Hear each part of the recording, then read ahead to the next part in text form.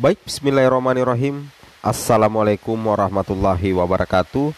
Jumpa lagi dengan saya di Abil Maiwa Channel.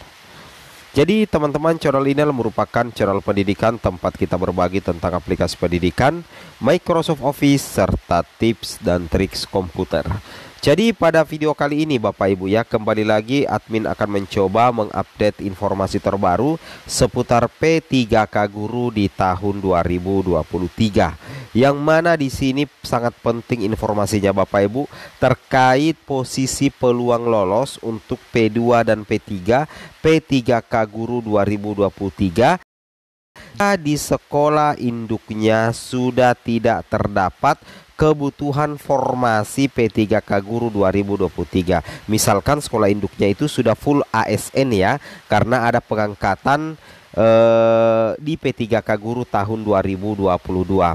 Nah, untuk Bapak Ibu, perlu Bapak Ibu ketahui itu status prioritas itu sudah terkunci Bapak Ibu ya.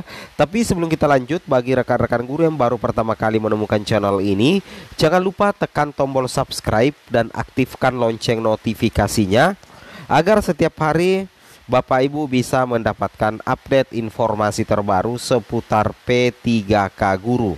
Baik Bapak Ibu, tanpa berlama-lama lagi kita langsung saja to the point ke informasinya terkait posisi peluang lolos P2, P3, P3K Guru 2023 jika di sekolah induknya sudah tidak terdapat kebutuhan formasi P3K Guru 2023. Langsung saja kita to the point. Di sini untuk pertama-tama Bapak Ibu perlu mengetahui berapa sih sebenarnya total kebutuhan P3K Guru untuk formasi tahun 2023.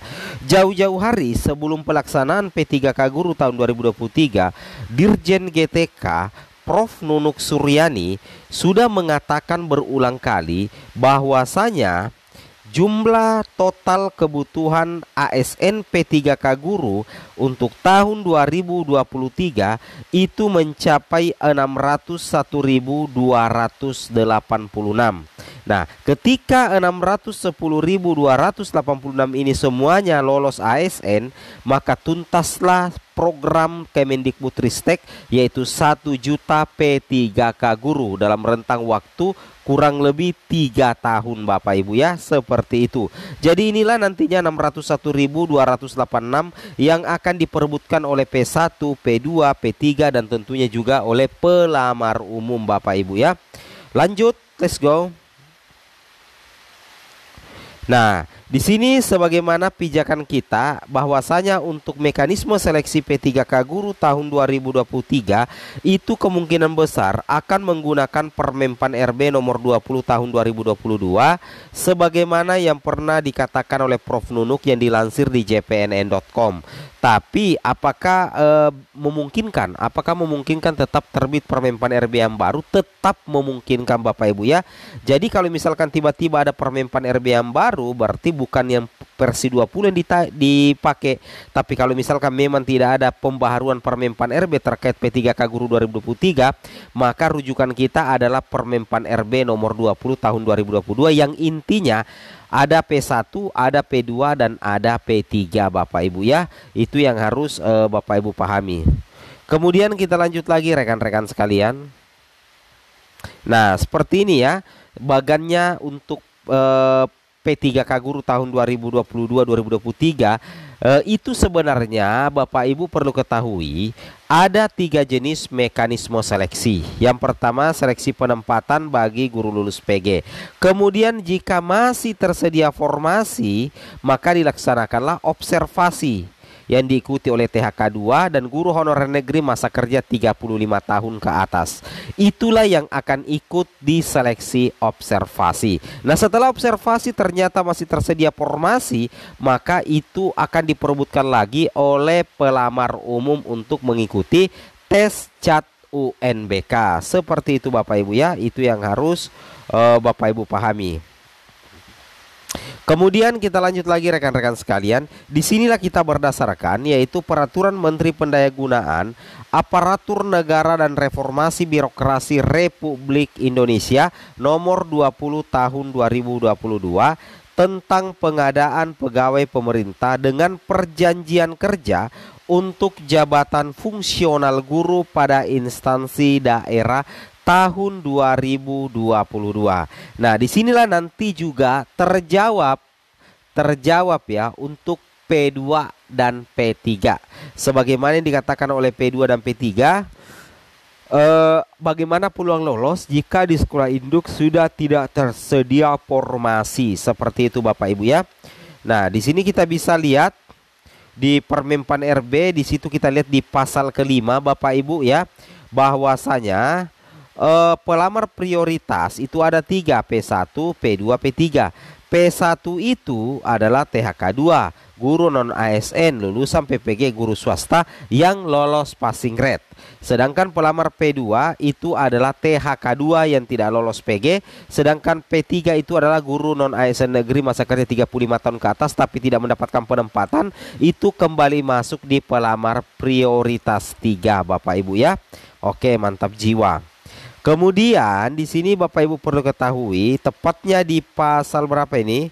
Pasal 23 Permenpan RB nomor 20 tahun 2022. Di sini dikatakan pelamar sebagaimana dimaksud dalam pasal 22 mengajukan lamaran secara daring melalui SSCASN. Pembuatan akun ya, jadi Bapak Ibu yang sudah punya akun kemungkinan besar itu Bapak Ibu tidak membuat akun baru lagi ya. Nah, di sini yang paling penting untuk P2 dan P3, di sini dikatakan di pasal 12 Bapak Ibu bahwasanya pasal 32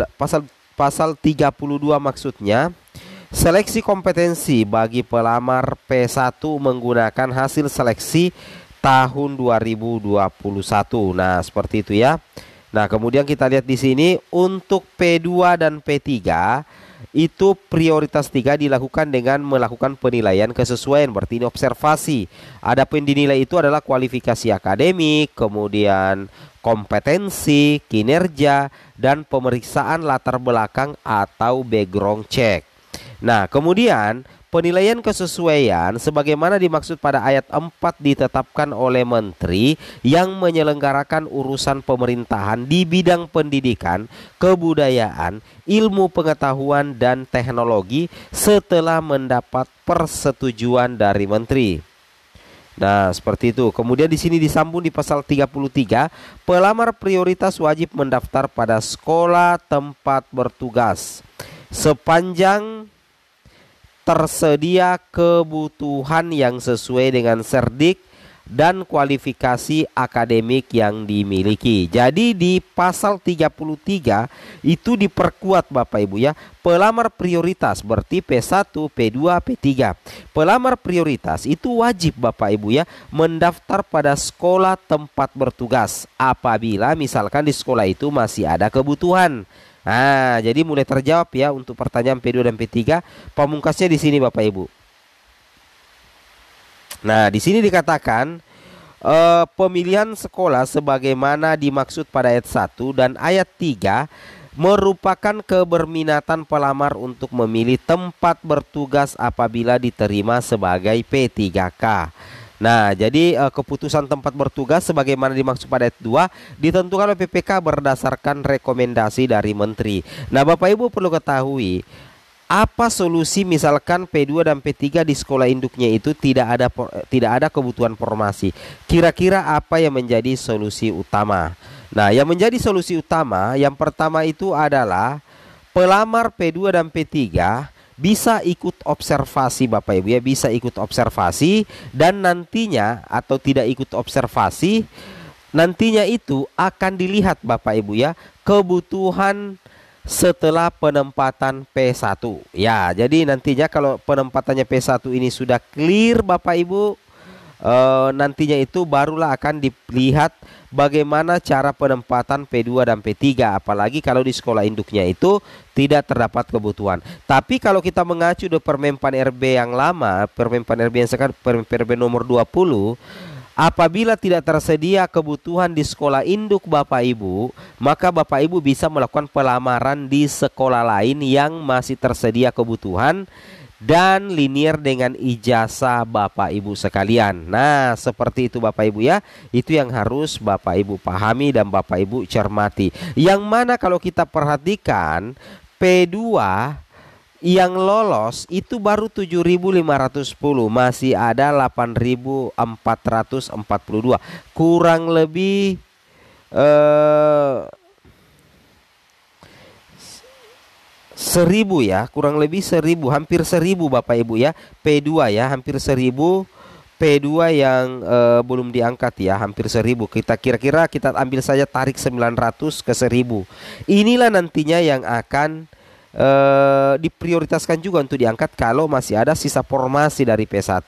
Dan apabila nantinya formasi di sekolah Bapak Ibu itu tidak ada kebutuhan, tidak ada formasi, nantinya formasi itu bisa dipindahkan apabila Bapak Ibu dinyatakan lulus ya, untuk P2 dan P3. Bisa dibawa ke sekolah yang masih kekurangan guru. Logikanya seperti itu ya. Tetapi ingat, tidak ada geser-menggeser ya. Begitu juga dengan P3. Kalau tidak ada formasi di sekolah induk, maka Bapak Ibu P3 bisa melamar di sekolah lain yang masih terdapat kebutuhan yang linier dengan ijazah atau serdik Bapak Ibu. Nah, jadi sudah sangat jelas ya. Oke, kemudian yang terakhir di sini Bapak Ibu perhatikan ya. Nah, untuk langsung P2 saja ini kan 7.510, ini 8.444. Selisih untuk dana daripada P2 itu, itulah nanti yang digunakan Bapak Ibu ya. Itulah nanti yang dipergunakan untuk mengurus berkas-berkas seperti fotokopi apa dan sebagainya untuk Bapak Ibu. Sedangkan bagi pemerintah pusat ada sekitar 900 sampai 1.000, itulah nantinya yang akan diprioritaskan di P3K Guru tahun 2023. Seperti juga P3 Bapak Ibu ya, yang lulus baru 108.000, yang tidak lulus tapi sudah resum 184.000. Berarti ada sekitar 70 ribuan lebih Bapak Ibu ya. Ada sekitar 70-an lebih P3 ya yang belum mendapatkan penempatan. Inilah nantinya yang menjadi skala prioritas dari Kemendikbud untuk menuntaskan. Nah, apabila 601.000 ini formasinya full, maka bisa dituntaskan mulai P1 sampai P4. Seperti itu ya. Semoga video ini bermanfaat. Assalamualaikum warahmatullahi wabarakatuh.